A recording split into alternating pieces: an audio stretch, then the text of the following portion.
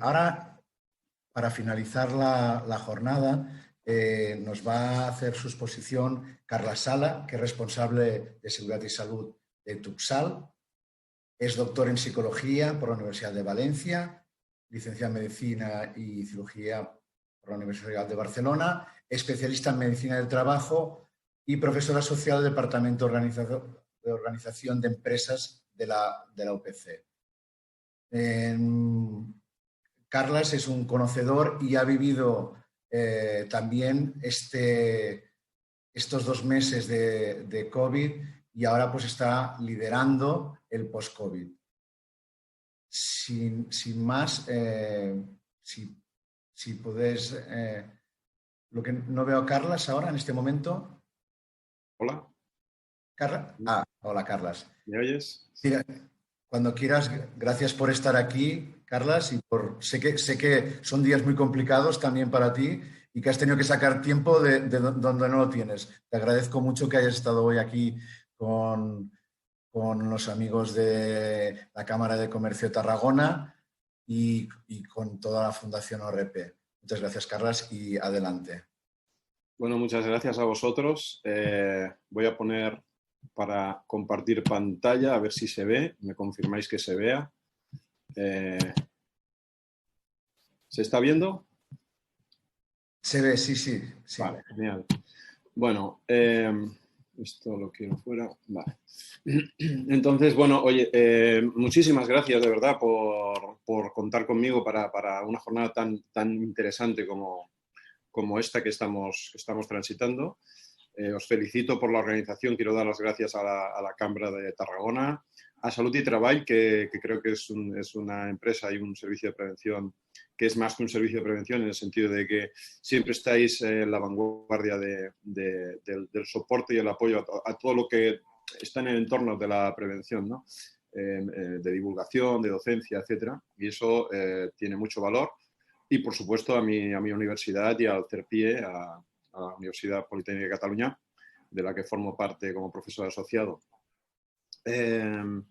Voy a empezar mi exposición. Creo que, además, el hilvanado que se ha hecho con los ponentes previos, tanto Manel como Raquel, me parece que a mí, que yo ya conozco mi presentación, ahora la conoceréis vosotros, me parece que es un acierto de la organización, ¿no? Así que felicidades de antemano. Cuando acabe mi presentación ya podréis juzgarlo vosotros si es así o no es así. Quiero decir también que bueno, yo no me atrevo, me gusta mucho el reto de hablar del post-COVID, pero yo tampoco me atrevo mucho a hablar del post-COVID. Quiero decir, ya sé que el título de la jornada es Liderando el Post-COVID, y así debemos enfocar el tema, ¿no? Vamos a ver cómo lideramos el post-COVID, pero tampoco me atrevería a decir que ya estamos en el post-COVID, ¿no? Empezamos a estar probablemente en el post-COVID, pero no, en mi opinión, todavía no estamos en el post-COVID, a pesar del desconfinamiento en España.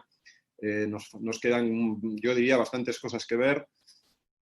Y eso no significa ser pesimista ni ser pájaro de mal agüero, como se suele decir, ni mucho menos, pero creo que todavía nos quedan cosas que ver.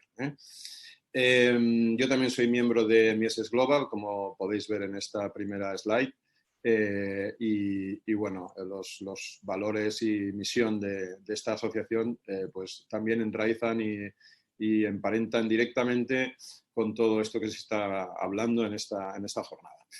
Bien, la pregunta en mi presentación es ¿quiénes son los líderes de la salud en las empresas en el post-COVID? Bien, esta pregunta, como vamos a ver en la presentación, yo la he segmentado en 3 preguntas, ¿no? Primero hablaré de qué es la vigilancia de la salud, muy brevemente. Después de qué es un líder o quiénes son líderes o quiénes pueden ser líderes. Y luego, ¿qué es la salud en el post-COVID? ¿Qué esperamos de que sea o que está siendo la salud en el post-COVID, ¿no? De entrada, tenemos una especialidad preventiva, ¿no? Una especialidad de seguridad y salud en el trabajo que se llama vigilancia de la salud, ¿no? Lo que antes se llamaba medicina del trabajo y que pasó a raíz del cambio normativo y de enfoque de la ley, de enfoque conceptual, a llamarse vigilancia de la salud. Bueno, la vigilancia de la salud es una herramienta integradora en prevención de riesgos laborales. Si no conseguimos que sea esa herramienta integradora, no podemos tener una mesa con 3 patas. Sin la 4ª pata, esa mesa va a pique. Y ese papel es fundamental porque en este arco de bóveda lo vemos, la vigilancia de la salud tiene que ser una piedra, y es una piedra angular, es una piedra angular de este arco. Insisto, algo que nos ha estado costando a todos, tanto los que estamos en la parte de especialidad de vigilancia de la salud como los otros técnicos especialistas que no son sanitarios, o el resto de organización empresarial, ¿no? Trabajadores, empresarios, etc. Bueno, 4 cosas sobre la vigilancia de la salud. Los objetivos de la vigilancia de la salud son muy sencillos, ¿no? Describir el estado colectivo individual de los trabajadores, valorar esa exposición a riesgos y cómo puede influir esa exposición a riesgos en la salud individual y colectiva. Eso es muy importante cuando referimos, igual que en el punto 1, individual y colectivo. Y comprobar que las medidas preventivas pues, surgen efecto, ¿no? Sobre los daños a la salud por los riesgos, si los hubiere. Es decir, si un trabajador está expuesto a ruido y se protege del ruido con algunos protectores antirruido, unos cascos o unos tapones o lo que fuere, nosotros comprobaremos que a través de la vigilancia de la salud que efectivamente esa protección es efectiva, ¿no? Y claro, todo eso no lo hacemos de una manera, o no lo debemos hacer de una manera, digamos, primitiva, hacer por hacer. Lo tenemos que hacer como el resto de la gestión preventiva, a partir del círculo de mejora continua. Planificar, hacer, chequear y actuar, ¿no? Y nos tenemos que basar en esta metodología, sí o sí. Si no, no tenemos nada que rascar, ¿no? Si no nos ponemos y nos alineamos en esta metodología y en la estrategia de la empresa, también es importante decirlo, muchas veces los médicos del trabajo pecamos o hemos pecado de no alinearnos en la estrategia de la empresa. Hay que entonar un mea culpa en este sentido, porque lo que no podemos es ir de llaneros solitarios, aunque nuestros argumentos y nuestras expectativas sean de lo más humanas y de lo más loables que haya. Pero si no te alineas en lo que la empresa, en la cultura de empresa, en los objetivos de empresa, no tienes nada que hacer. Claro, para eso vemos que hay una serie de problemas, en mi opinión, que nos dificultan disponer de estándares, ¿no? En la vigilancia de la salud. Primero, inadecuada integración de los fundamentos de la vigilancia de la salud en la gestión preventiva. O sea, en ese sentido, parece como un poco hermana pobre, ¿no? Inadecuada interacción con el resto de especialidades preventivas. Parece que los personal sanitarios, los médicos y enfermeros van por un lado a veces y los otros técnicos, el de seguridad, de higiene, el de ergonomía, el psicólogo, el de psicosociología por el otro, ¿no?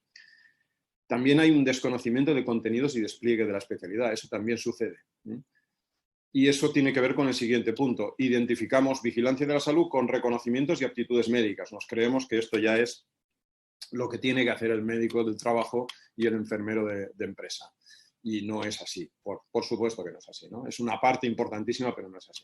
Y luego un aspecto muy importante, creencia de que la vigilancia de salud es una carga económica y no se procede a realizar un análisis coste-beneficio de ello.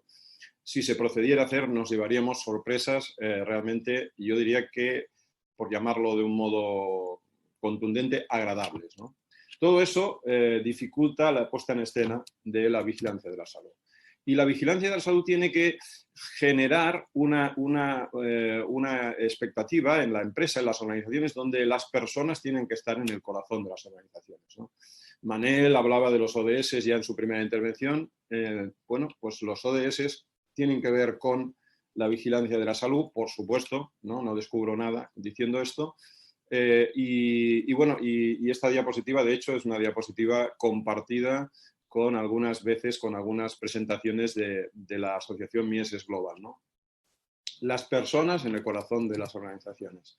Entonces, la primera cuestión es ¿quiénes somos vigilantes de la salud de los trabajadores? Hemos visto un poco un dibujo de lo que es la vigilancia de la salud y cuáles son las problemáticas o los palos en las ruedas que podemos encontrarnos en su desarrollo. ¿Quiénes somos Vigilancia de Salud? Porque resulta que nos encontramos con técnicos preventivos sanitarios y resto de técnicos preventivos, ¿no? Vamos a intentar responder a esta pregunta inicial, ¿no? Hay unos niveles de actuación, como dije, individual y colectivo. A nivel individual vamos a hacer una serie de trabajos donde realmente el personal sanitario es imprescindible y prácticamente el único que va a poder intervenir en este tipo de nivel, el individual, pero en el colectivo hay otra serie de actuaciones y actividades donde se puede intervenir desde lo no sanitario y no es que se pueda, es que se debe intervenir, ¿no?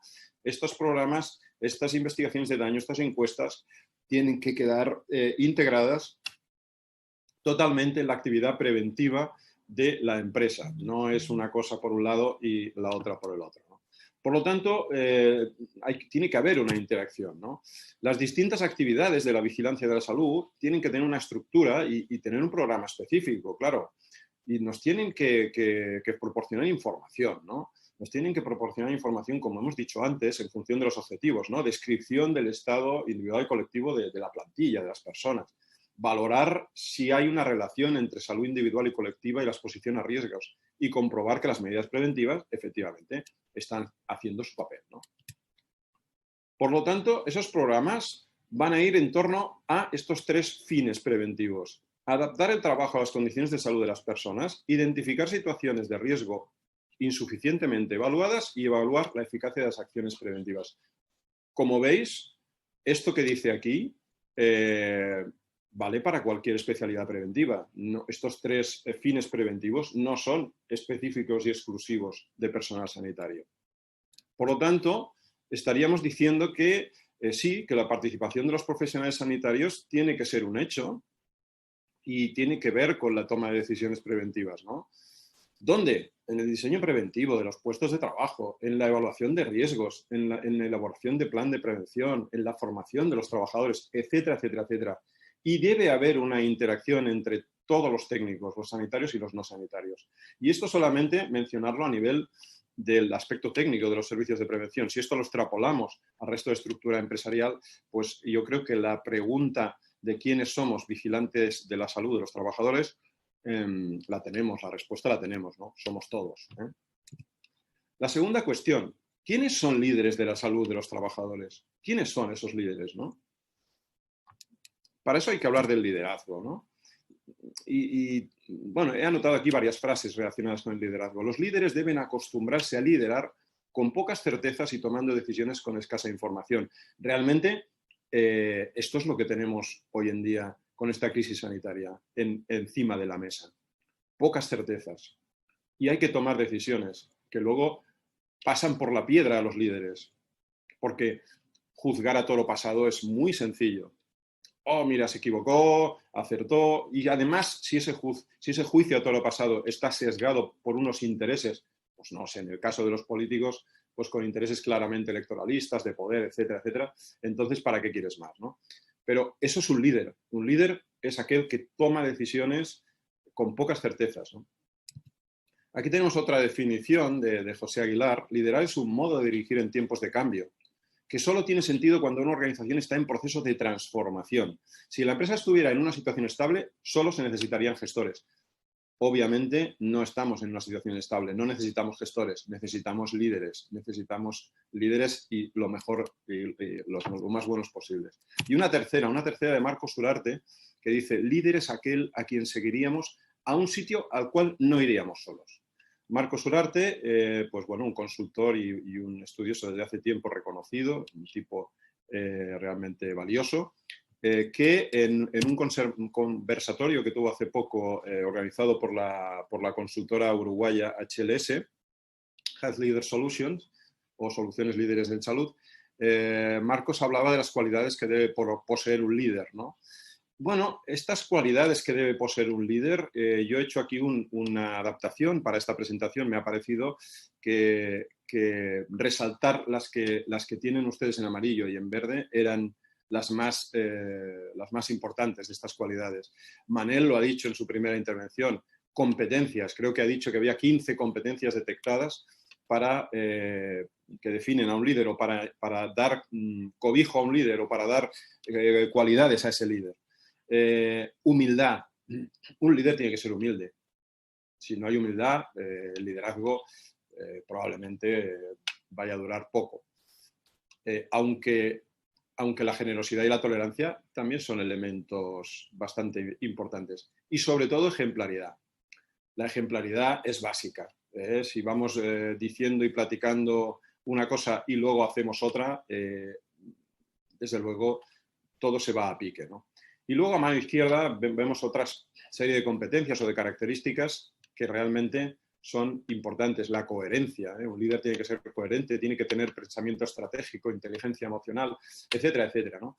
Todo esto tiene que ver con el discurso de si el líder nace o si el líder se hace. Bien, obviamente que cada uno de estos capítulos se puede trabajar y se debe trabajar y se debe enseñar a la gente a ser líder, ¿no? O a intentarlo ser.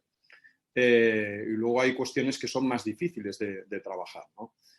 Porque cada persona es cada cual y tiene una manera de ser que a veces condiciona mucho sus posibilidades de progresar en alguna de estas competencias. El que no es humilde nunca difícilmente va a ser humilde siendo líder, por ejemplo, ¿no? Etcétera. Y he dejado para el final de estas cualidades esta otra que pongo entre interrogantes, ¿no? La transparencia. Nadie discutiría que un líder tiene que ser transparente y si no lo es, no es un buen líder. Pero estamos hablando de líderes en salud.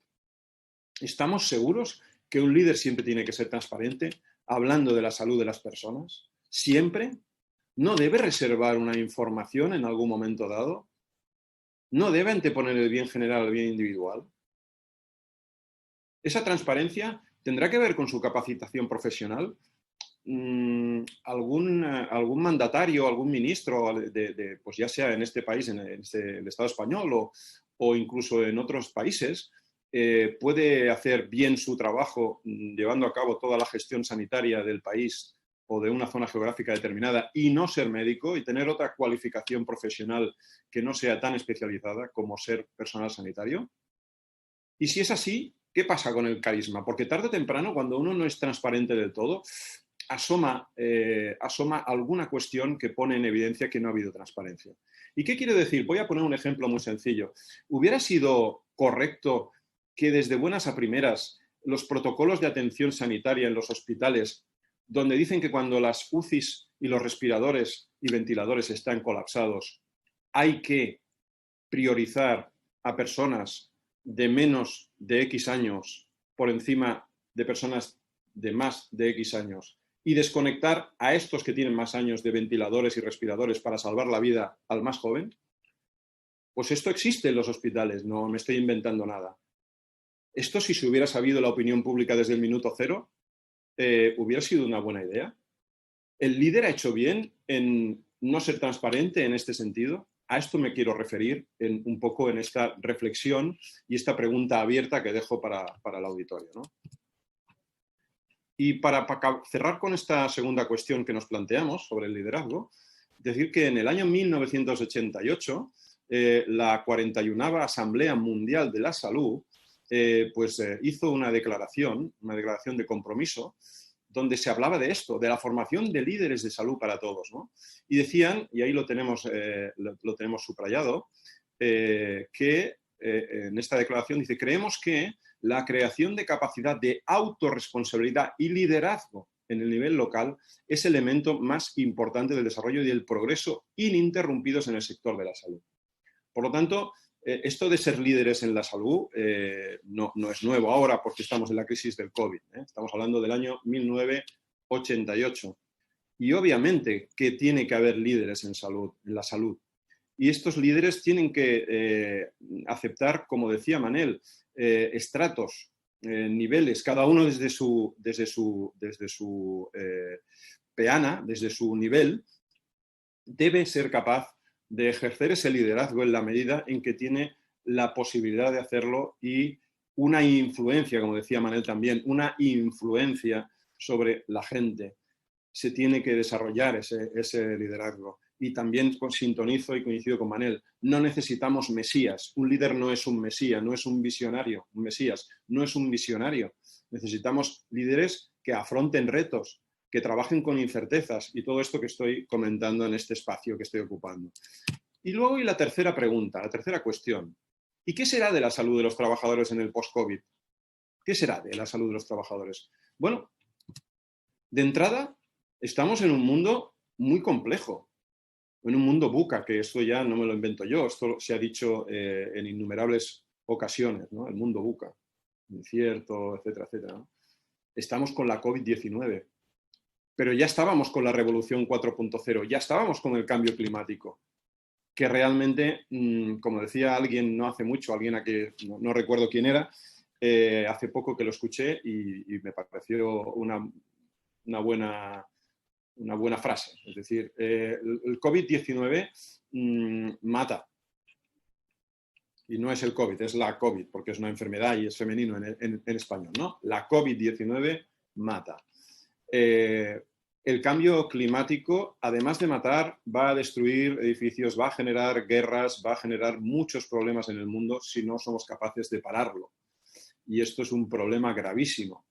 Yo diría que bastante más grave que la COVID-19, siendo la COVID-19 un drama, ¿eh? Bueno, frases célebres. Una de Salvador Allende, ¿no? El gran Salvador Allende. Si luchamos podemos perder, pero si no luchamos estamos perdidos. Es así. Hay que salir a la arena y librar batalla, ¿no? Y dos de Einstein, ¿no? La crisis es la mejor bendición que puede sucederle a las personas y los países porque la crisis trae progresos. Y además es en la crisis donde nace la inventiva, los descubrimientos y las grandes estrategias. Decía Raquel, bueno, es una pena que los cambios, vengan por crisis, por un problema. Es que es la historia de la humanidad, creo yo. La Revolución Francesa costó cientos de miles de vidas y muchas otras situaciones históricas que podríamos enumerar, ¿no? Esta crisis sanitaria es inesperada, tan inesperada como parece que nos han dicho que era. ¿Era tan impredecible? ¿Hasta qué punto?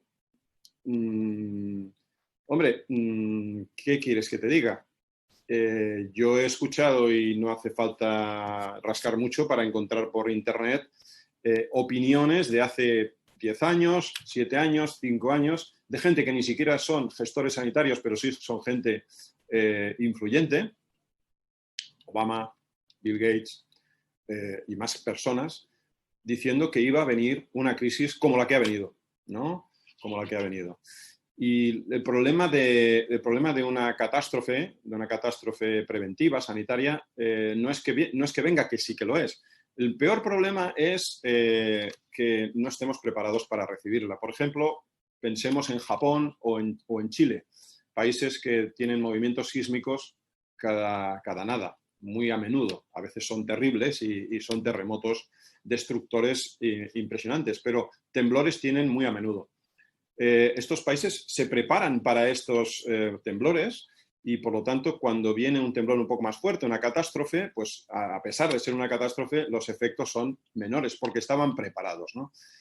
Aquí es donde creo que la crisis sanitaria nos ha afectado en un grado tremendo, pues porque realmente hemos dejado de estar tan bien preparados en todos los países, ¿no? Este capitalismo salvaje en el que estamos inmersos en el mundo nos ha empujado y nos han empujado para que este 1% de supermillonarios que hay en el mundo siga siendo cada vez más supermillonarios y nos han expoliado, nos han ido expoliando los diferentes recursos sanitarios que, ya no hablo de España, hablo de otros lugares. Incluso hay un análisis también hecho en Estados Unidos, que no es precisamente un país donde la salud pública sea uno de los objetivos o de las maneras de gestionar que tiene el país, ¿no?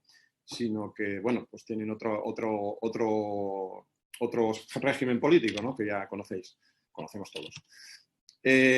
Combatir la crisis, pues se está haciendo desde la prevención primaria efectiva.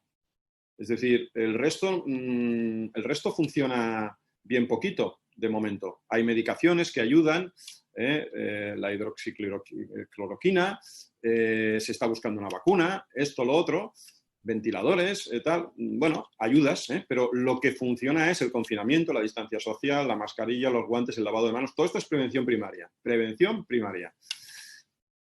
Por primera vez todo el mundo estamos de acuerdo en esta frase que está entre comillas. Prevención antes que producción. Se ha parado el mundo, se ha parado las fábricas, se ha parado todo.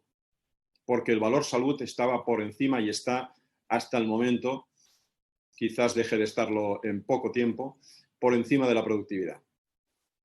Y también estamos todos de acuerdo en que las personas y la sostenibilidad vamos de la mano.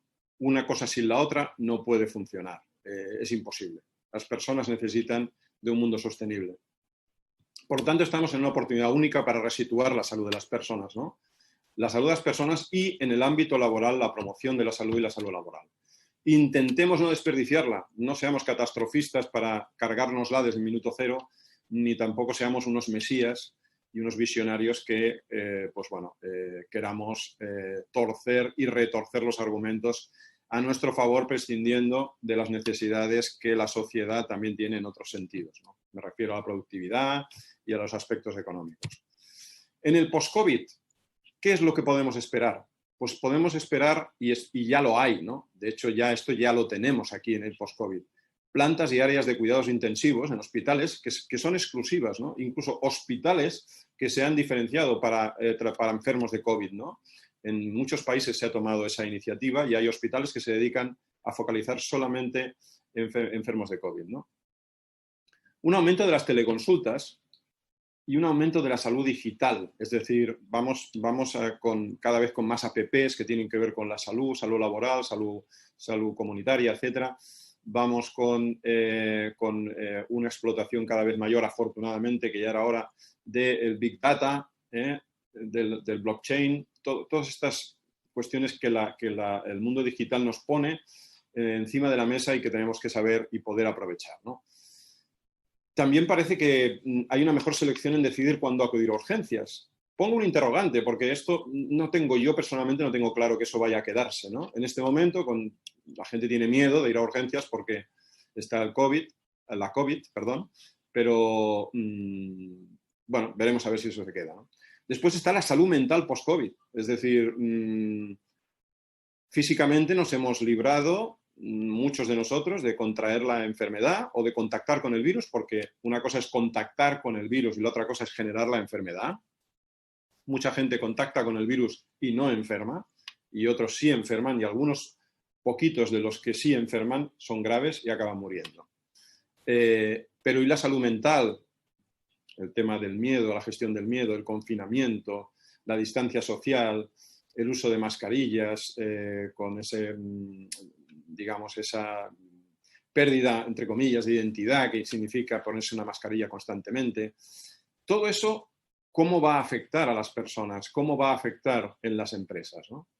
Después, salud y sostenibilidad, ya lo dije, son una unión y ya no son una intersección. Ya no tenemos que verlo como dos conjuntos que se intersectan. No, es una unión. Una sin la otra es imposible, ¿no? Pero luego también hay que tener en cuenta lo que digo aquí abajo. Los problemas de salud se incardinan en las sociedades y se llegan a hacer tolerables. No sé si el término es tolerable, ¿no? Pero se llegan a hacer tolerables y ahí tenemos unos datos, ¿no? Tenemos los datos, número de muertes al año en España por enfermedades cardiovasculares. 2018, 120.000, más de 120.000. Número de muertes al año en España por tumores. En el 2018, más de 112.000. Número de muertes en España por COVID-19 actualizado a fecha de ayer, que hicieron un nuevo ajuste de números y todo este baile que estamos sufriendo casi a diario. Pero bueno, esto está sacado del ministerio directamente y la cifra está cerca de 27.000. Uno también, cuando pone estas cifras en comparación, te preguntas por qué, que no está mal vigilar la salud y tener en cuenta que tenemos que salvar la vida de muchas personas. Estos 27.000 podrían haber sido muchos más si no hubiera habido el confinamiento, etcétera, etcétera, etcétera. Esto es una realidad. Pero también estos más de 230 y pico mil personas que mueren cada año en España lo hacen por la polución, lo hacen por los hábitos tóxicos, lo hacen por el estrés, lo hacen por la obesidad mórbida, la mala alimentación, la diabetes, etcétera, etcétera. Y nos vamos a poner o nos ponemos tan talibanes para tratar este tipo de problemas de salud, de problemas sociales. ¿Qué pasa con la polución? A todos nos parece bien ir en nuestro vehículo privado, y más ahora, ¿no? Que cualquiera coge el transporte público, entonces se está produciendo un mayor aumento del uso del transporte privado y bueno, por lo tanto, hay más emisiones, ¿no? Es un ejemplo solamente. La reflexión es esa, la reflexión es los problemas de salud se incardinan en las sociedades y se llega a hacer tolerable. Por lo tanto, la COVID-19 quizás entremos en una zona de, bueno, tolerabilidad, igual que entendemos que por la gripe común cada año muera una cifra considerable de personas en el mundo y, bueno, en España, por supuesto, ¿no? Y no hablamos mucho de ello, ¿no? Esta era la reflexión. Conclusiones, porque se me acaba el tiempo. El post-COVID nos enseña y empuja a la mejora de la salud, ¿no? En la salud. Quiero decir que es un tema que es así. Lamentablemente, mejoramos cuando nos vemos en la amarga necesidad de hacerlo, ¿no? Y lo estamos haciendo. Creo que estamos haciendo los deberes y tenemos que seguir empujando, ¿no? Como decía también Raquel, que me ha gustado mucho también su intervención y ha sacado punta al lápiz con unas cuantas conclusiones con las que también sintonizo 120%, ¿no? La vigilancia de salud es un todo. Salud pública versus salud laboral. Se tiene que hacer una gestión integral del riesgo. Las empresas que quieran ser cumplidoras normativamente y coger la ley al pie de la letra y cumplir con eso y punto, muy bien, pues que cojan el diccionario y las resoluciones de inspección de trabajo y la jurisprudencia que hay y se ponga a examinar con detalle cuáles son y cuáles no son las cosas que tiene que hacer y dónde tiene que gastarse un euro más o un euro menos, ¿no? Que lo hagan. Las empresas que quieren ser excelentes, que quieren pasar por un tamiz que les asegure un futuro mejor como empresa y como organización que contiene a unas personas y una convivencia de estas personas, tiene que entender que la vigilancia de la salud es un todo. Liderar en salud es un proceso colectivo, no solo del personal sanitario. Creo que a estas alturas de mi exposición lo he dejado, espero, suficientemente claro, ¿no? Necesitamos líderes. Estos líderes necesitan competencias, necesitan conocer y saber cuáles y mejorar en sus competencias. Necesitan formación, necesitamos también definir estratos, definir niveles y de qué manera cada uno de estos estratos o niveles, en cada uno de ellos se puede ejercer el liderazgo. Todos, en cualquier caso, debemos tener mínimas competencias en vigilancia de la salud. Y aunque el tema de hoy no sea este, pero es un tema también muy interesante que en la UPC y en el CERPIE hace tiempo que vamos trabajando y tenemos un equipo de docente y de investigación al respecto. La vigilancia de la salud tiene importantes componentes de rentabilidad socioeconómica. Son indicadores que tenemos que abordar sí o sí. No podemos dejarlos a un rincón porque en las empresas, nos guste o no, una empresa funciona para ganar dinero. Esto no podemos negarlo ni podemos no verlo. Por muy humanos que seamos, por muy personal sanitario, por muy filósofos que nos pongamos. Un médico del trabajo o un enfermero o un prevencionista cualquiera que sea ergónomo, es igual. Trabaja en una empresa porque esa empresa funciona. Esa empresa le paga a través de un SPP o de un SPA o de un SPM o como sea, y esa empresa paga porque cada mes teóricamente gana dinero.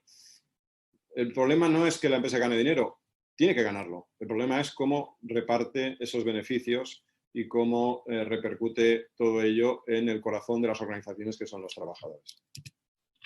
Por lo tanto, mi exposición acaba aquí. ¿Quiénes son los líderes de la salud en las empresas en el post-COVID? Todos, todos desde nuestra pequeña atalaya o gran atalaya, todos somos líderes de la salud en las empresas en el post-COVID. Muchas gracias y quedo a expensas pues, de vuestros comentarios, preguntas y demás. Y saludo, que no lo he dicho al principio, a toda esta gente que estáis en España. He visto que había mucha gente conectada, me gusta mucho. he visto gente de Colombia, de Venezuela, me han dicho que también de México, etcétera. Realmente sois muy madrugadores, os felicito y espero que el madrugón os haya valido la pena. Y a los que estáis aquí en España, pues también gracias por seguir estas jornadas. Muchas gracias, Carlas. Muchas gracias a todas las personas que nos están siguiendo desde España y desde Latinoamérica. Como vamos ya fuera de tiempo, os pediría pues un minuto de una reflexión sobre qué tendríamos que hacer los líderes, los responsables de las empresas, qué tienen que hacer todos los trabajadores para, en este proceso disruptivo, ¿no? que la resiliencia es tan importante, que tenemos que tener esta agilidad y adaptabilidad. En un minuto, ¿qué podríais recomendar? Carlas, si quieres empezar tú. Bueno, yo lo que podría recomendar es que no desaprovechemos la oportunidad de que todo el mundo está sintonizado en que la salud de las personas es lo más importante. Y en las organizaciones y en las empresas gestionemos esto con humildad, con cuidado, con estrategia y en base a las bases de la gestión, ¿no? Como decía, del círculo de mejora continua y de la participación en las empresas. Hoy día, incluso, bueno, conocéis la ISO 45001, uno de los refuerzos que tiene o de los ítems que destaca la ISO es la consulta y participación a los trabajadores y los liderazgos.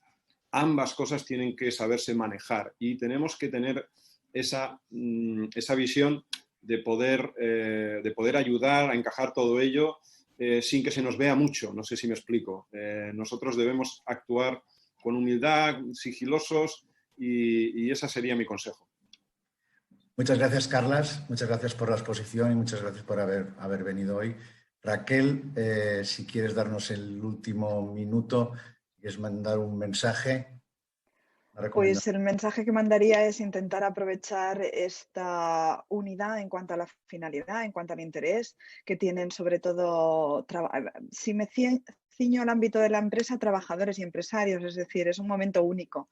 El trabajador está interesado en su salud, el empresario también, y tiene una finalidad común, que es repasar, reinventar, rediseñar la forma de trabajo para que sea segura y a evolucionar. Por tanto, aprovechemos el momento, sumámonos y ganémonos nuestro espacio dentro de la empresa, dentro del interés de los trabajadores y la participación horizontal.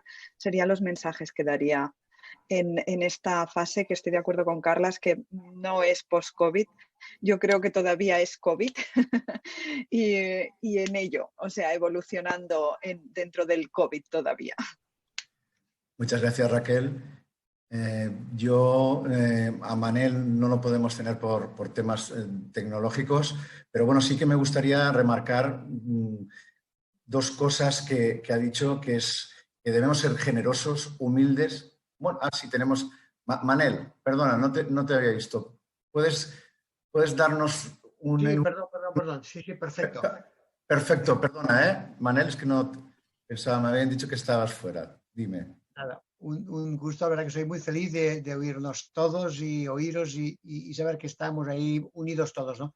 Es la gran oportunidad, simplemente sentémonos en la mesa sin planificar nada, simplemente tranquilidad para escucharnos todos.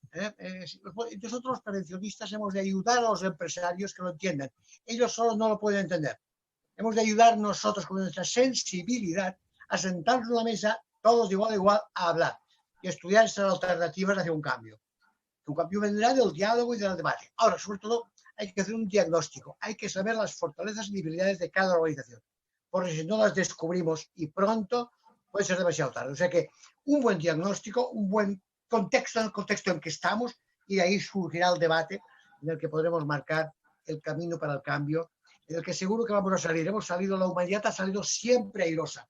Y esta vez, pues más aún, porque nos ha llegado al corazón y a la cercanía y a la sensibilidad, ¿no? De familiares que han muerto, de personas que estamos todos de alguna manera ansiosos, ¿no? de encontrar una salida, ¿no?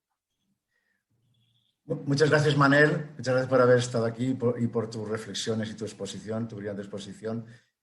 Antes de pasarle la palabra a Daniel Martín para que cierre esta jornada, yo creo que sí, y coincido con los tres, con Carlas, que la vigilancia de la salud es mucho más que el reconocimiento médico. Los servicios de prevención desde el minuto cero, servicios de prevención propios, mancomunados, servicios de prevención ajeno, han estado haciendo seguimiento de contactos estrechos, aislando a los médicos de atención primaria quién tenía que hacer cuarentenas. Se ha hecho un trabajo que la sociedad tiene que saber y que, como muy bien decía Raquel, ha estado colaborando los servicios de prevención aquí en Cataluña con el 061, informando, derivando. Han puesto todos los medios humanos, que son muchos, y personal muy preparado, médicos, enfermeras, todos los equipos sanitarios han estado a disposición de una reflexión que hacíais vosotros. Ahora se nos están poniendo encima de la mesa pues muchos temas de salud pública y que estamos gestionando los servicios de prevención. Pues algo habremos hecho bien, los servicios de prevención ajenos, los servicios de prevención propios, como puede ser Carlas. Y esto me gustaría ponerlo en valor de todos los servicios de prevención. La parte técnica parecía muy clara, pero la parte de vigilancia de salud tiene una importancia muy importante en esta salida, en esta desescalada, para que todos podamos estar más tranquilos, tanto trabajadores como empresarios. En esto coincido con Raquel y también creo que también lo decía Manel, que tenemos que ir de la mano empresarios y trabajadores, tomando decisiones conjuntas. Y los que nos dedicamos a la prevención, pues aconsejando a las empresas y que nos tengan en cuenta. Por mi parte, agradeceros mucho a vosotros tres